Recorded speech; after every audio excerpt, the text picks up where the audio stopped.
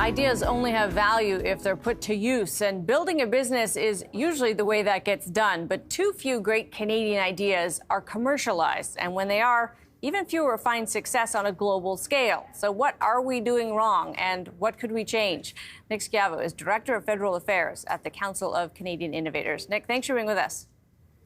Thanks for having me. So we have yet another federal government effort to try to kickstart innovation. But big picture, what are we getting wrong? This has been an issue in this country for a while. We don't commercialize, and we do have this gap between our ideas and seeing them bear fruit. What do we need to do? Yeah, I think you're absolutely right. This has been an issue that has plagued Canadian governments of all stripes for several decades. And so I think we need to take a serious look and decide if we want to have an innovation economy. And if the answer is yes, we need to start developing smart, forward-looking, coordinated industrial policy for Canada that can serve as our North Star. There has to be a certain amount of government engagement to create the conditions for companies to grow and to be successful. And if not, we're not going to have those domestic firms that scale and find new markets. And so rather than throwing money all over the place and spreading the peanut butter too thin, we need to be smart and we need to be coordinated.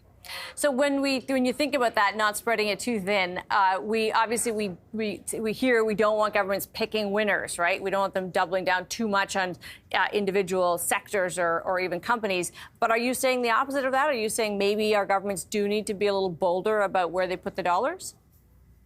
I'm saying that we shouldn't be providing taxpayer funding for political reasons. And I think too often we regionalize these innovation programs, I think to serve, in terms of political gain. We should be investing in companies that have the metrics to show that they are successful, to show that they have a path to commercialization, and that they can create the R&D, the new jobs, the new innovation, and the economic growth that flows to Canadians. So I do think we have to be a little bit more strategic in terms of how we structure our innovation programs. And our hope for, the upcoming CIC is that it does just that. We pay a lot of attention to companies that sell to international players, usually the U.S., Nick. And over time, that's been because that's where some of the funding came, right? Whether it was at the startup level or beyond, Canadian entrepreneurs had to look south. Has that changed? Are you seeing more kind of domestic support for our own players and maybe the hope that they can grow and build from here? Definitely. I think, this government in particular has moved forward with the best of intentions, but not necessarily always the most success. I think a very tangible example is the government's AI strategy that was launched several years ago. This was a strategy that was meant to attract those American companies, Vector, for example, with Google, and that FDI to create those jobs that we were told would be,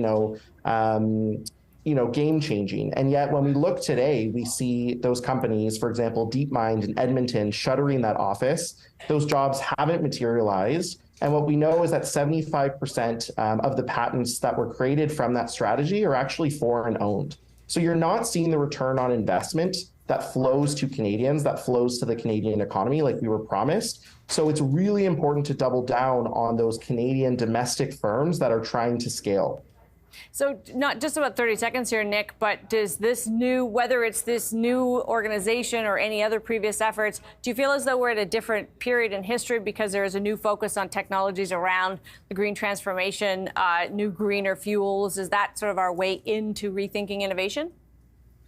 I think so. I think clean tech is a very important part of that. We saw that in Budget 2023. What we didn't see in Budget 2023 was a follow through of the government's own commitments to innovation, things like a Council of Economic Advisors or open banking or any support for Canadian semiconductor producers. So yes, clean tech is a big part of that, but there's a lot more that they can be doing. Nick, so good to have you with us. Appreciate your time. Thank you so much. Nick Schiavo is Director of Federal Affairs at the Council of Canadian Innovators. The gap in turning raw ideas to successful businesses or products is protecting them. Patent or intellectual property rights is a weak spot in Canada. Why does it seem so hard to fix? Jim Hinton is the founder of Own Innovation. Jim, thanks for being with us. It's great to see you. So I know there are those of you who are really steeped in this and can evangelize about it. But for the average person, what is the story here? Why do we care about intellectual property and what are we getting wrong? Yeah, if you think about it, more than 90% of the value of companies today, corporate value, is held in intangible assets. And so intellectual property data, it's not everything, but it's almost everything. And if we want to drive value and economic growth, then we need to fix a lot of those mechanisms to generate and retain intellectual property within Canadian firms. This is a subject, and I know one of the founders of BlackBerry at Research in Motion, Jim Bosley, has been talking about this for as long as I can remember, Jim, if I'm honest, like 20 years. What are we getting wrong in Canada? What should we be doing differently? Yeah, and so recognizing this shift, and so maybe 30, 40 years ago, it was the opposite. Tangible assets dominated the value of corporate companies. Canadian policymakers have not caught up. They're still using 100-year-old playbooks, policy levers, foreign direct investment, and not recognizing that intangible assets are driving the creation. And if you think of sort of some of the policy initiatives that have been launched in the last 5-10 years around artificial intelligence, what we've been doing is essentially making matters worse. 75% of the IP that was publicly funded through the Vector Institute, the Montreal one, the Alberta one, is now foreign owned. And so we're effectively expediting wealth transfer to foreign companies, and Canadian companies are owning an insignificant amount of even the stuff that we're publicly funding. Only 7% of the IP that came out of Canada's national AI strategy is owned by Canadian firms. So we're effectively funding the competition and not retaining the value. So that's amazing. And you can imagine when people are starting a business, they have an idea, actually doing the framework around protecting that probably does take a backseat to a bunch of other things that are really important in getting something up and running. Is that where government support, where policy support could be better and actually take that off their plate?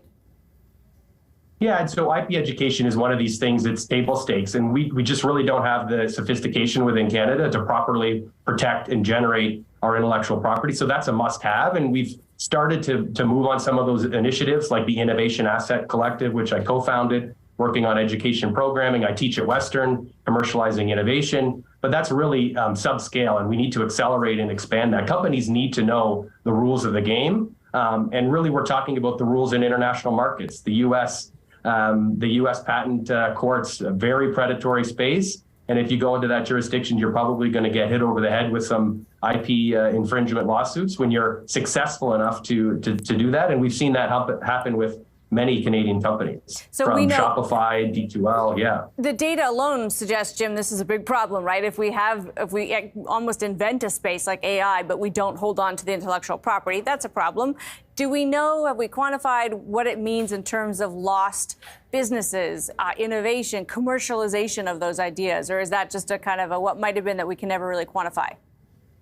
Well, no, it is quantified. We have a significant trade deficit in intellectual property. And so we have the outgoing payments on intellectual property is continuing to rise, and our receipts for intellectual property has pretty well stagnated for the last 15 years. So it can be quantified. And then when you bring data assets, which are even harder to understand and track and see the value of, it gets exponentially worse.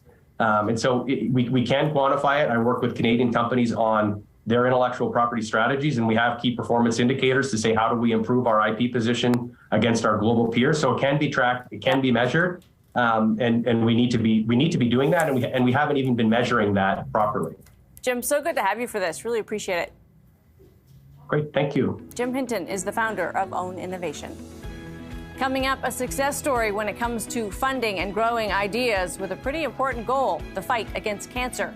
But first, which brand is Canada known for? Well, think big banks if you're looking for global recognition. RBC, TD, rounding out the top 5 are a couple of telcos, and just one consumer brand. Lululemon takes spot number 4 on a global ranking of brand value.